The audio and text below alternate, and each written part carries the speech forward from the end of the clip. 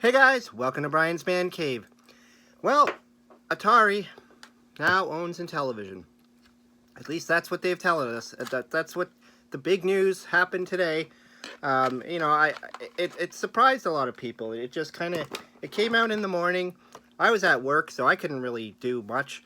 I just kind of been following along with a lot of the other YouTuber friends because this kind of news just kind of did a shockwave through the whole retro gaming community.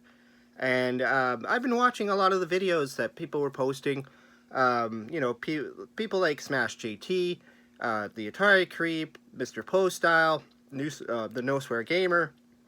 A lot of YouTubers that I like and watch have been talking about the whole topic.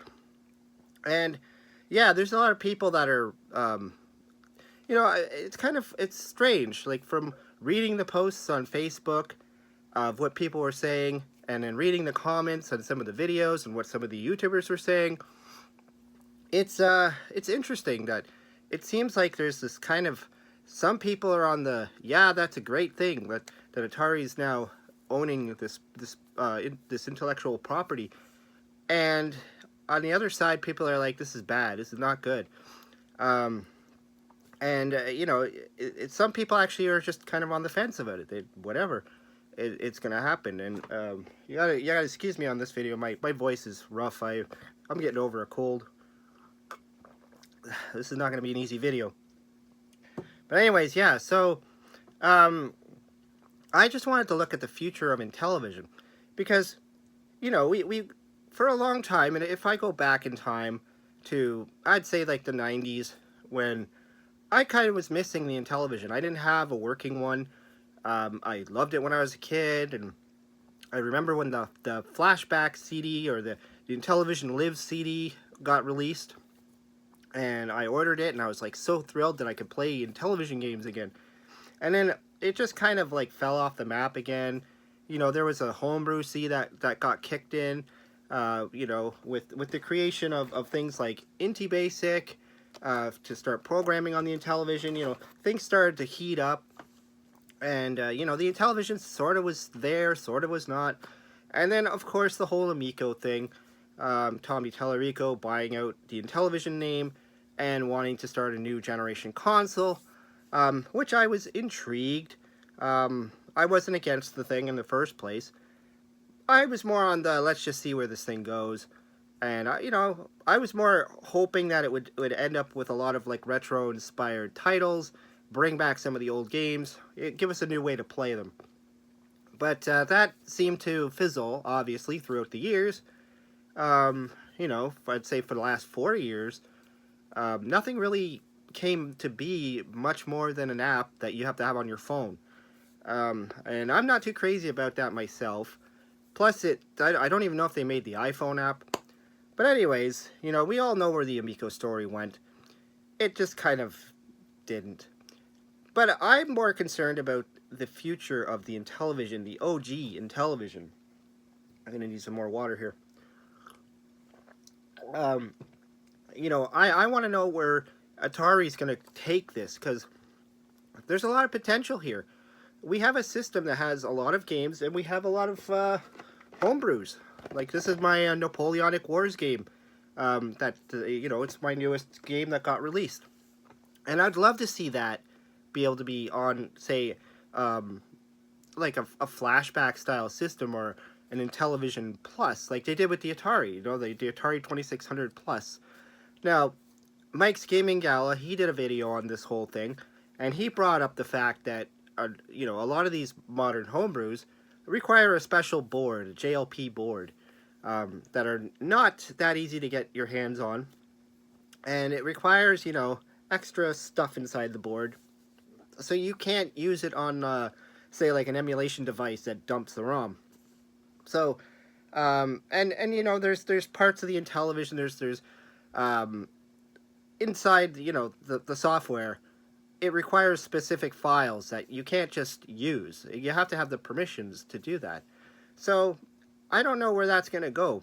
But, there's nothing wrong with the Intellivision brand making a comeback in a way that the original games just like they're doing for the Atari 2600, where they're re-releasing the games, maybe even some unreleased games that were possibly prototypes can get re-released. And then, of course, some of the more modern homebrews. Um, and it's a direction that I'm really excited to see, because the Atari brand is a fairly recognized brand in the retro gaming community, and they have the potential to take the Intellivision and throw it out further to the masses, because I'm convinced there's a lot of people who still don't know what an Intellivision is, or they have fond memories of maybe oh, my neighbor had that, or my uncle had that, I didn't have it. So there's a lot of people that might not even know what it is. And something as big as the Atari name, a lot of people who aren't even gamers know what the Atari is. They don't know what the Intellivision is. And so this is a way for the, going forward, going into the future, to revitalize and bring it back out. We could have compilation games again. We could play Intellivision, like the ability to play it on our Switch. Now, we've already had the flashback CD, yes, we've had that, and you could play it on your Wii or whatever it came out on. I think PlayStation 2, I know it was out on a few different things, so we did have that, but it didn't have the Atari brand behind it. It didn't have their, their little kick to it, to throw it out there into the masses. And so that's what I'm seeing right now, that this is where the future of Intellivision can go. And with me, like I said, I'm developing my own games, and I hope that there's a potential there to see growth, that more homebrews can come out. They don't even have to be called homebrews anymore. They could just be called new Intellivision games.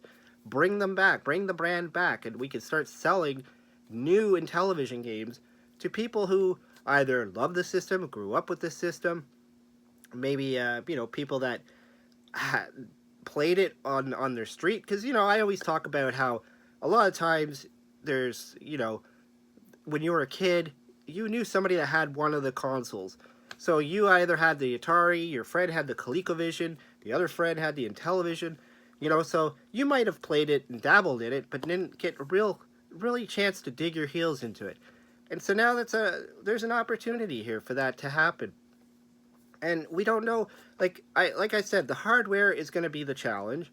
We don't know where that's going to go. Like, it's the same thing as if they released brand new Atari games.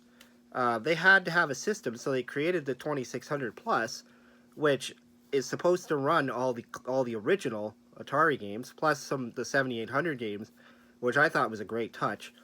And so naturally, we'd love to see that for the Intellivision. We'd love to see something that people can play Intellivision on, and still, have the ability to plug it into a brand new TV with the HDMI and all that stuff, not have to worry about the cables, because otherwise we're going to expect people to find the old Intellivisions.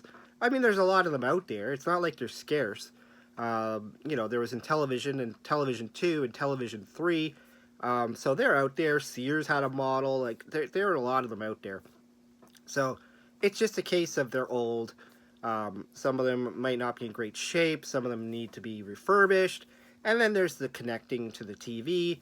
If you have a modern TV, you have to know how to do it properly. You got to have the coax connected, or you have to have a VCR. It gets complicated. And then, of course, then you'd have to have the games, of course. But now that we have this avenue of, the games can start getting released by a proper company. This is kind of like the merger with the Atari Age, and Atari, getting on board with Atari Age. And they start to handle releases of brand new games. So I think that there's a lot of potential here. I'm dying. I'm seriously dying in this video. But yeah, I mean, I'm excited. I hope the future for the Intellivision looks good. I hope this is a nudge forward, and not something that's going to drown the system or kill it. Obviously, if they own it, they can squash it if they want. But I don't see why they would do that. I think they're going to bring it out, and they're going to show people, like, look, this existed alongside the Atari. People love this system too. And, there's other systems, the other second-gen systems out there. People are talking about that. The Odyssey 2, the Coleco, and all that other stuff. So I'm curious to see where we're going to go. Anyways, I've been talking enough with this awful voice. I sound like crap. I've been sick all week. It really sucks. Probably why I don't have any videos for a while. But anyways, let me know what you think. Throw some comments down below. Hope you subscribe. We'll talk to you later.